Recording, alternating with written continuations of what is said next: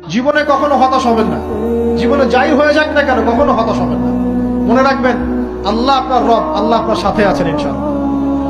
এই সমাজ আপনাকে যেভাবে শেখায়, কিভাবে শেখায়, এই যে স্কুল, কলেজ, ইউনিভার্সিটি, চাকরি, বিয়ে, সন্তান প্রতিপালন আর তারপর ইন্না লিল্লাহি ওয়া ইন্না ইলাইহি রাজিউন, এই তো শেখায় নাকি?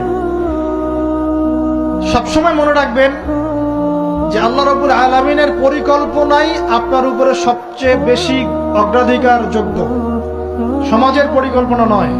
পরিবার আপনাকে চাপ দিচ্ছে, চাকরি পাস না, পড়াশোনা করিস না, হ্যাঁ পড়াশোনায় কেন তুই 80 নম্বর পাইলি না, কেন চান্স পেলি না, কবে চাকরি পাবি, কবে আমাদেরকে দেখবি, খাওয়াবি, পড়াবি, এই যে চাপগুলো চারপাশ থেকে আসে কিনা, এতে করে অনেক যুবক দেখা যায় মাদকাসক্ত হয়, অনেকে দেখা যায় আত্মহত্যা করছে ইদানিং, করছে কিনা ভাই?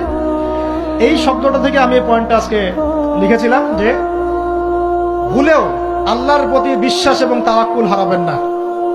সমাজ যেভাবে শেখায়, সমাজ চারপাশে যে চাপ আপনাকে দিচ্ছে, এই চাপে নিজে গা ভাসিয়ে দিবেন না।